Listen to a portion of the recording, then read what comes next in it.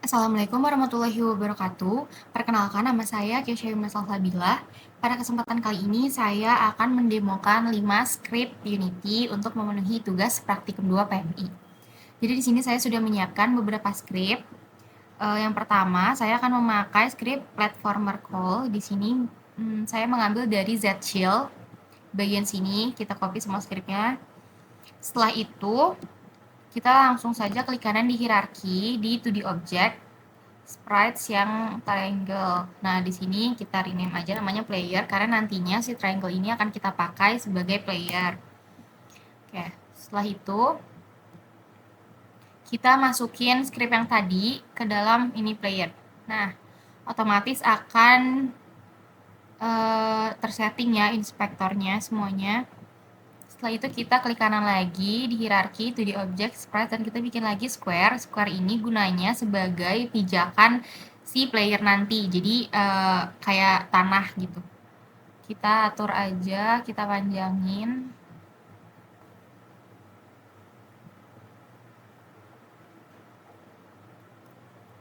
Nah, setelah itu di bagian square ini kita rename dulu jadi pijakan. Kita add komponen di sini box collider 2D agar ketika si player menyentuh pijakan itu tidak tembus ke bawah. Nah, setelah itu kita beri warna dulu.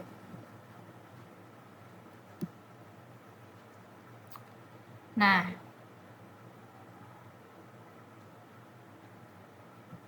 setelah itu kita atur kameranya agar si kameranya itu mengikuti player di bagian bawah. Di sini di main kamera kita masukkan kameranya. Setelah itu di sini kita setting kameranya dulu. Disesuaikan saja dengan posisi yang kita mau. Nah,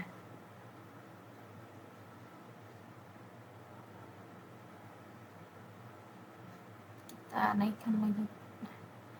Kita buat baru di sini. Ini fungsinya hanya untuk patokan gitu. Agar ketika si playernya jalan, kita bisa melihat bahwa si circle ini tuh sudah terlewati oleh player. Nah, ini contohnya ya. Ketika kita play, nah, nih, bisa lompat. Ini ketika jalan. Nah, ketika jalan nih, si playernya melewati circle, tandanya si player ini sudah bisa jalan.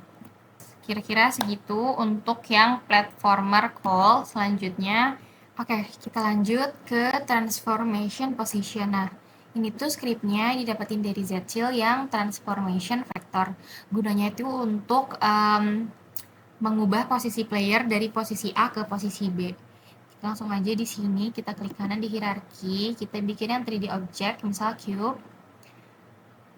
Nah, ini. Nah, si cube ini kita masukin tadi script transformation dalam cube.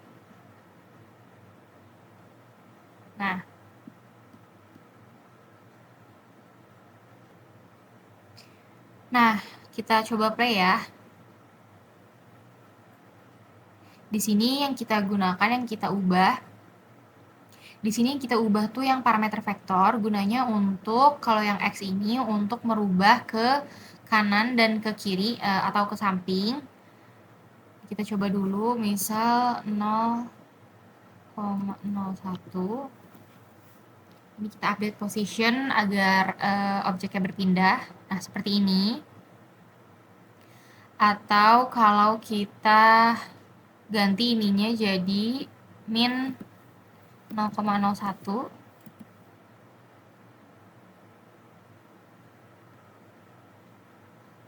Nah, maka ini akan seperti ini. Nah, nih selanjutnya kita akan mengubah yang Y ini fungsinya untuk menggerakkan objek ke atas dan ke bawah. Kita coba lagi 0,01. Kita klik update position. Nah, ini akan ke atas. Terus kita coba yang minus. Ini objeknya maka akan turun ke bawah.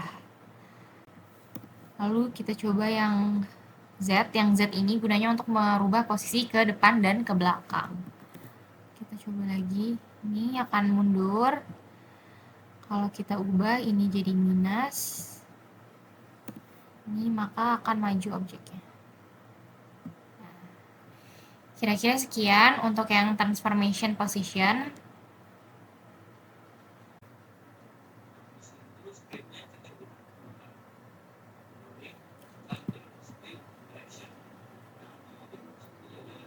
Oke, coba ya. Hah? Iya, dia juga sama Aing. Dikasih jujur lanjut. Oke, selanjutnya kita masuk ke script berikutnya, yaitu yang instantiation. Nah, ini tuh scriptnya kita dapatkan dari Zchill juga yang instantiation prefabs. Nah, ada di sini. Langsung aja kita bikin cube, klik kanan juga, yang 3D object, cube. Nah, setelah itu kita Ctrl D, kita bikin 2. Jadi fungsi si instantiation-nya itu biar objek yang kedua itu bisa ada di objek 1. Jadi tercopy paste gitu. Nah, setelah itu kita bikin di sini create material. Nah, ini tuh kita mau bikin warna ya. Mau biar cube-nya itu beda, ngebedain cube-nya, pakai warna. Misalkan yang satu warnanya pink, satu lagi kita copy paste aja. Satu lagi ini kita rename jadi warna 2. Terus warna 2 ini kita make misalkan warna Tosca ini ya. Nah, terus tinggal kita drag aja warnanya ke cube tadi. Setelah itu ini berarti ini kita rename dulu jadi cube 2 ya. Cube 2. Nah, si script instantiation-nya itu kita masukin ke cube 1 nih, cube yang pertama. Nah, di sini target prefabs itu adalah objek mana yang mau di copy paste ke dalam cube yang ini. Jadi kita masukin si cube 2 itu ke dalam sini. Habis itu kita checklist yang set as parent biar objeknya itu nanti jadi satu kesatuan. Nah, setelah itu kita bikin button. Klik kanan lagi UI, legacy, dan button. Nah, buttonnya ini terserah lah mau kita kasih nama apa. Button aja lah ya, ini udah kayak gini. Nah, ininya kita nolin aja biar sama 0. Colornya kita pakai misalkan kuning. Udah.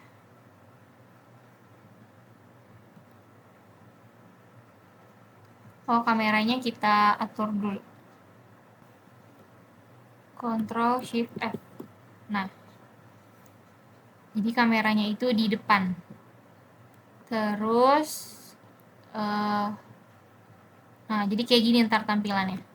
Terus si di buttonnya ini kita scroll ke bawah, on kliknya kita tambah, terus kita masukin si cube yang pertama tadi ke dalam sini. Functionnya kita edit jadi instantiation prefabs, abis itu yang info. Nah, udah kayak gini, nanti ketika si tombolnya diklik, objek cube 2 itu yang warna ini. Nah, yang warna Tosca nanti bakal masuk ke dalam objek yang warna pink. Kita coba play.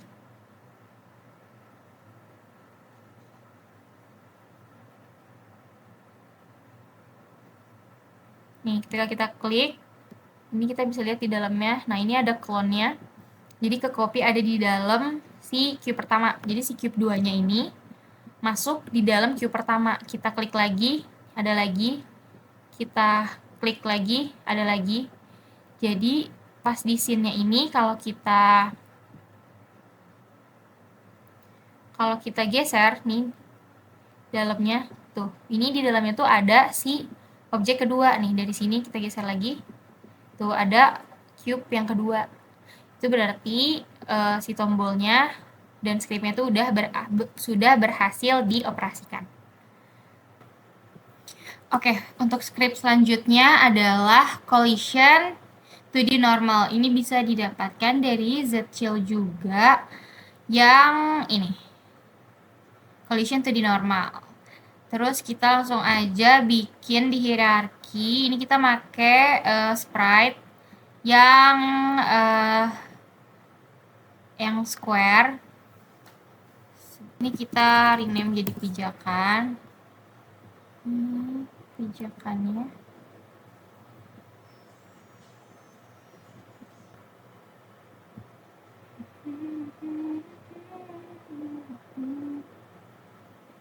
Terus kita tambahkan lagi sprite triangle. Jadi fungsi si collision 2D normal itu adalah untuk menentukan jika objek 1 mengenai objek 2 apa yang akan terjadi. Nah, di sini kita akan membuat agar ketika objek 1 mengenai objek 2, yaitu ketika triangle mengenai pijakan, maka ada objek yang hilang. Yang mana objek ini kita akan buat lagi circle. Kita atur posisinya sini. Kita beri warna.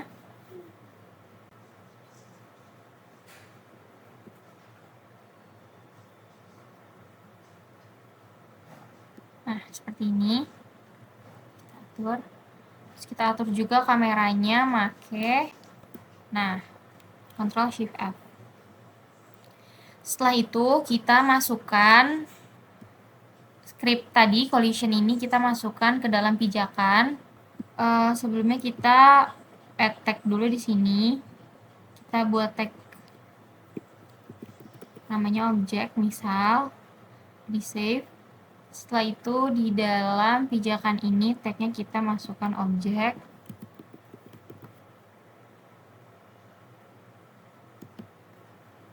Di triangle ini kita masukkan tagnya adalah objek.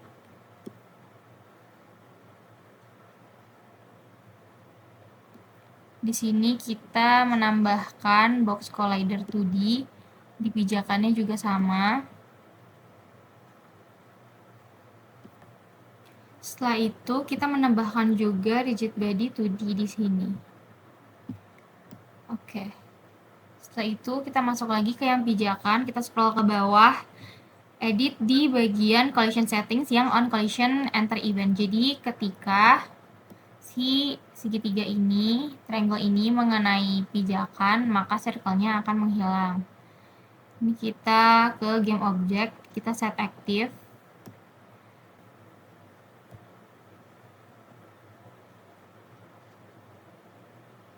Nah, akan hilang ya.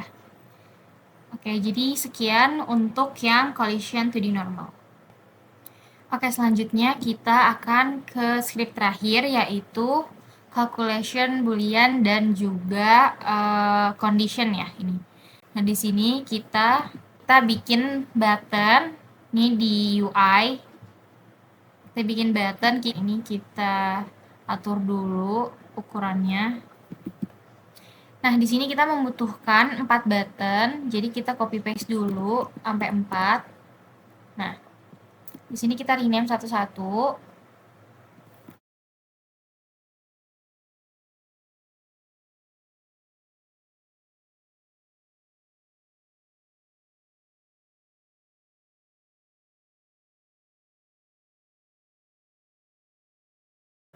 Nah, setelah kayak gini, kita bikin lagi di create empty. Kita namain calculation untuk masukin script calculation dan juga condition untuk memasukin script condition. Jadi condition ini kita masukin ke sini, calculation kita masukin ke sini.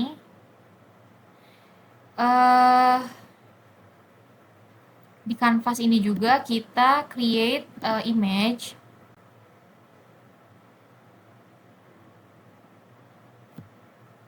Nah, image ini tuh untuk menutupi level 2. Jadi ceritanya ini level 2-nya tuh masih ke lock gitu ya. Nah, setelah itu kita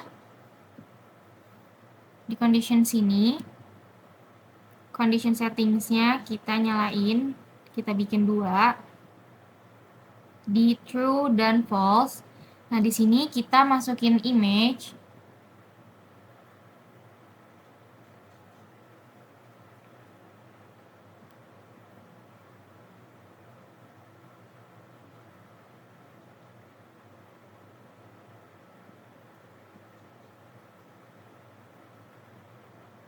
Nah, seperti ini. Lalu di bagian sini kita masukin script calculation, activated. Di start eventnya kita masukin lagi si calculation ke sini. Di calculation booleannya kita masukin load data. Nah, di yang bagian condition sama, di calculation, di start eventnya kita masukin calculationnya lagi ke sini. Kita masukkan load data. Lalu di bagian save, kita scroll ke bawah, on click-nya kita tambah 2, kita masukin calculation-nya ke dalam sini. Nah, jadi ketika tombol save ini diklik, maka data akan di-save. Dan satu lagi, ketika tombolnya diklik, maka akan memberikan value. Ini dicentang. Nah, sebaliknya yang reset, yang di reset ini kita masukin juga on click-nya 2. Kita masukin calculation-nya ke sini juga.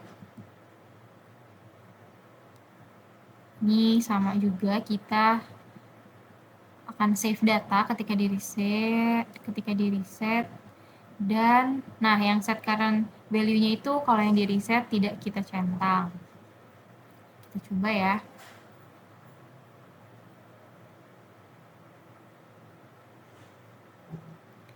Jadi ketika level 1 ini diklik dan kita save, maka level 2 ini akan langsung terbuka. Namun ketika kita reset, ini akan tertutup lagi. Jadi jika kita sudah memainkan level 1 dan kita save datanya, kita udah otomatis bisa melanjutkan ke level 2. Nah, setelah itu kan misalkan datanya kita save, kita berhenti main, kita keluar, lalu kita play lagi misal gamenya, maka begitu masuk, ini akan menyimpan progres terakhir yang mana kita sudah sampai level 2. Jadi sudah tidak tertutup lagi walaupun kita keluar game karena datanya sudah kita save. Jadi ketika masuk lagi ke game, tetap bisa masuk mengakses level 2 karena sudah di-save. Namun ketika kita reset seperti ini, otomatis sudah ketutup kembali yang level 2, lalu kita keluar game, dan ketika kita masuk lagi, nah, ke save-nya adalah sudah tertutup lagi karena sebelumnya sudah kita reset. Berarti script-nya sudah berfungsi dengan baik. Sekian demo 5 script untuk praktikum 2 PMI dari saya. Kurang lebihnya mohon maaf. Wassalamualaikum warahmatullahi wabarakatuh.